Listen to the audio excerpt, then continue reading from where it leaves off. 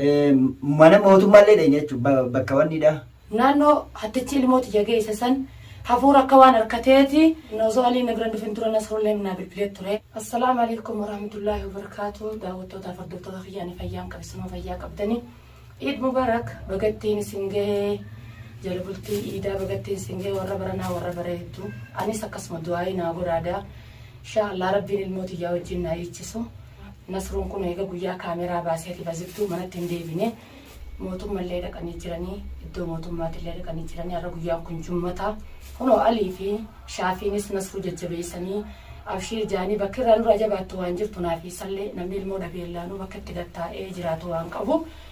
du'aayii naa godhaadhaa rabbi ilmooti yaa wajjin naa eechisu inshaallah ilmooti yaa wajjiniin iidaa yoo rabbiin kaariin naan fedhe nasruun abbaa ilmooti abbaan ilmoo bakka itti mana taa'u bakka guyyaa kaameraa baasee manatti hin deebine akkuma isiniin jetti innillee bakka jiru sanatti ni beeytanii yoo aarellee yoo rifatallee ni dhukkuba mataa miidhaa waan qabuuf jecha inni mataa isaatiif dhukkubu jira telefoonaa wal quba qabna malee waan as deebiin hojii naasa'u jiru hin qabu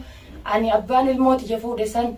arra iida khobaa na ichise rabbii waan na ichise soniin harkaddaa ilmooti yeni deebiti garaa dachii yoo doofatallee ilmooti yaa wajjii yoo dachii jala seene malee waan jalaan bahu biitti shawararkaa iidaatiif yaa'u jirti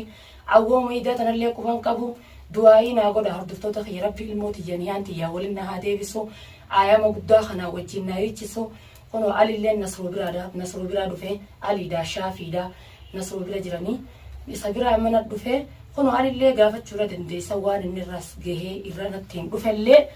kunoo na bira jira alii hordoftoota kee salaamtaa gaafadhu mee waan irra dhufte waliin nuura bee. Assalaamu alaikum warahmatullaahi wabarakaatuh. Akkam jirtu hordoftoota keenya qaqqaalii fi gaggaarii ilmaan Oromoo marti bakka jirtanitti salaamtaan tiyyaa isin haa geessuuti. Arraan tana gaadduuboo Nasruu dhaa wajjin gaafa kaameraa kaafnee Nasruu dhaa wajjin manatti hin galle nutillee gallee deebi'aa jirra. Nasruun takkaa manatti deebi'ee hin beeku eega kaameraa harkee hamuunuma saniin miciyyoo agarre jee gammachuma saniin jechuudha. Akkamitti kanii kaameraan namni fuudhe eega beekame booda akkamitti mana galaa jeetiti aaree muddamuudhaan waan ta'u wallaalee eega guyyaa sanii ce'u jira jechuudha. Eega guyyaa san bahee manatti hin deebine. Nutis gaa mana bakka jireenya keenyaatti deebi'aatuma isaa wajjin deemaa jirra. Mana mootummaallee dha jechuudha bakka wannidha. Iddoo mootummaa ismii yamaniidha. Eegala inni booda jimmaan arraan tana guyyaa guddaadha akka musliimaatti gaa namoonni beeka. Jimmaa kanaaf jecha shororkaa jira nun dubbisuu hin dandeenye qaaxaroo nu qabanii qaaxaroo durallee ichi nu teessisaniititi hangaaf jibbuunitti bakka san teenye jechuudha. Hoggaasan booda jechuun fandamoonni gurguddaan jechuun itti gaafatamni gurguddaan jechuun uummanni gurguddaan baallama nu qabanii bakki gurbaan san jiraatu eega kaameraa agartan booda gurbaan eessa jiraataa jaaniin nu gaafatanii beeku. Achi booda gurbaan eessa jiraa akka qabnuuf isaan akka qabaniif barbaadaniiti. Nuti iddoo kana jira jennee himuu hin dandeenyu garuu Nasruun arraan tana akka waan hafuura dhagayeeti mana galiiti natti seerqee dhugaa mana galiitii isiitti anaa bilbilaan cinqee balisaanii yagarte moo nagarree eessaan aduun nama baatee bariitutu natti bahutti hin jirtuan halkanii guyyaa addaan wallaaleetiin jira saniifuu isa fannisee anaatu ilmoon tiyyeessiirti ilmoo san bakkas hin jirtu baas dhageenyi gaa kaameraa agarree isiin sun eesseetti naalaa jechuudhaani isa maraachee ni beeyta maaltu ta'e ni beeyta ammaan tana dhukkuba kanaa sanirraa fuudhee dhugaadha atilleen hedduu cinqamaa jirta maaliifi eega wanni kun beekame isaanis dhabaman jechuudha. Maaliifi waan takka eega bakka itti baddeefi nama fuudhee beekte booda isa arkuu dhabuun dhukkuba daranuuti dabalata mataan nama dhukkuba jechuudha. Amma ati inumaa sirra isaaturraa hammeenya keessa jira. Maaliifi inni kun dhiira harkaan illee deemuu fedha. Aara kana baafachuu fedha. Harkaan deemu wayitaati biyya namaa keessa jira. Osoo agarree ijattuu isa nagarree rabbiin nu agarsiisu harkaan deemuun hin taatu wannummaan Nasruu isma kanatti waa'ee naa godhanii ilmooti ijaarsa qiyyaas rabbiin nagayaan mana naa deebisu. Amma wanniin jeef innilleen ka aara guddaa qabaa lafa qabaa jirra. ammaan tana arraan tana hiiqi mana gallaa jennaan hin galuu ammanatti ammaan ilmoo harkutti aashaalleen lola jirti miciyyoodhaaf dheebattee jirti akkamiin dhabaan galaa yaada juuftu isa alatti hambise jechuudha irrallee deemee barbaada jira jechuudha hafuura waan harkana fakkaataa reefu hoggaan bilbiluuf bilbilli isaa hoggu sadii afur irra deddeebi'ee hoggaan dawwaluu shaanarra fixuu hin beekne bakka waan ta'e hin beekne bilbilli isaa hin dalagu amma gaanasruu wanti alatti isa hambisee miciyyoo tana iidaan miciyyoon tun alanarraan teessu hammaan miciyyoo tiyya tana akka dhutti fayyaa hin qabu gammachuullee naaf hin dhuftu jechuudhaan alatti hafee jira. Akkasumas sanuma ta'ee egaa ilmoon tun hanga isiin nama dhukkubsitus namoonni beekaa ta'eetis inni immoo aarii guddaa waan qabuuf mataan irraa dhukkubee jira namoota kanaa quban qabu jechuudha. Dhugaa immoo ta'e nama miciyyoon ta'e mul'attee miciyyoon ta'e si jirti. Hafuura dhageessa immoo inni namuma sanuu dhagaan jiru jechuudha. Yoo haqa dubbachuun kanaafuu waan atilleen hedduu jajjartuu miti. Isin miciyyoollee ni mul'atti inshaallah iidii tana wajjin iiddanii akkasitti hordoftoonni keenyaas bakka jirtanii yaaboo du'aa'ii godhaa fi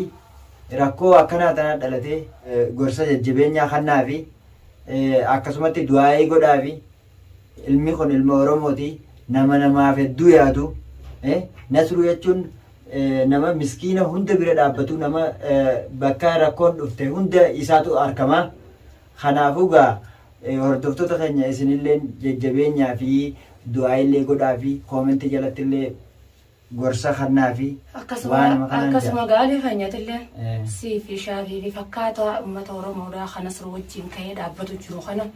katakkaa eega Nasruun ilmoo isaa baddii alabbee kaameraa booda alabbee takkaa jalaan hafin galata guddaadhaan isinii qabaannaaf galatoomaadha.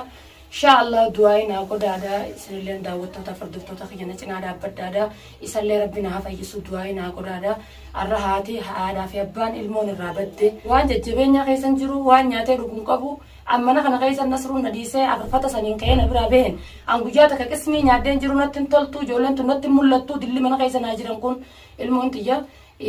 guddoodha. Bakkisi hundi naqaawaa bakkisi hundi nabbanaadha akkuma kaameraa isin agartan sanitti kaameraa eegaa harkanne booda Nasruun akka manarraa bahetti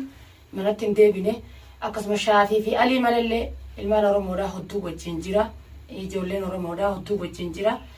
naannoo hattichi ilmooti jageessa san hafuura akka waan harkateeti noozoo alii na bira dhufin tura Nasruullee naa bilbilee ture Nasruun immoo mashaakila ilmoo isaatii fi ilmoon duraa badde tanaaf mataan isaa hogwee jeeqamni mataatti dhufee ni dhukkuba rabbi Nasruu haafiyu du'aa'ii Nasruudhaa godhaadha inshallah anaafillee du'aa'ii godhaadha ilmooti yaa rabbi waliin haa deebisu anaadha ilmoo san dhabde Nasruun manarraa haa hammaatu malee isa daranii jira gadaamisaa waadalees ni beeytanii garaan na bilbilu jira rabbi ilmooti na bira deebisee abbaa ilmoo tana dhalallee Nasruu Jamaal ilmoo isaatii wajjin gammachuu fi jaalala ilmoo isaatii wajjin deebi'ee gammachuudha wajjin ka idan rabbi nagaa ilmooti yaa jinaa ichisiisu du'aayi naa godhaan isiniin ja'a hattichi ilmooti ya fuudhe san viidiyoo irratti een harka jirti jeeni tasillee baafne misiyooti ya viidiyoo illee asin baafne irraa haasawee nu daalatee viidiyoodhaan ol bahee ilmooti ja hafuusi viidiyoo irra nu garsiisin fi ol bahee haasawee inni ni harkata waagaa isaa funyaan lafa rigeetiin ilmooti jirraa fudhachuu taa'e du'aayii teessanii wajjin na cinaa dhaabbatee rabbillee na cinaa dhaabbatee du'aayii teessanii wajjin irraa naanuu taha isallee ni harkataa ilmoo dhalee qabaa ilmoo isaa keessaa rabbi haa deebisuu fi na cinaa dhaabbaddaa du'aayii teessanii wajjin inshallah du'aayii teessanii koo dagalee goradheetiin ilmooti jasan akka manarraa baatee mana deeffaddaa rabbi ilmooteetis wal si agarsiisuu jaadha du'aayii naa godha hordoftoota kiyya viidiyoollee waa maruu isaniif hin dhaqqabne maaliif yaanni khiyya waan ilmoo seerana jiruuf gizeen viidiyoo marullee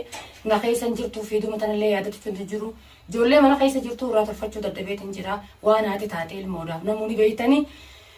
amma aliina dhufeetu tanaa'una isiniif waan dhage hanqaan alirraa hafuura harkadde kana kun waliin na cinaa taa'u jira alirraa hafuura harkadde tanaan isinii dhageessisuudhaaf viidiyoo tanallee isinii maree akkuma na yaaddutti isinillee waan na yaaddaniif jecha hordoftoota kiyya hanga na daran rakkattanii isiniin harka Nasruullee rabbi naa fayyisu viidiyoo biraatiin hanga waliddachaa nutti viidiyoo gammachuu rabbi nu haa godhu haaliin ilma namaatii miti nu cinaa haa dhaabbatu inshallah gammachuu lammaffaatiin hanga walitti deebinutti hordoftoota kiyya nagaa annaa jiraadha.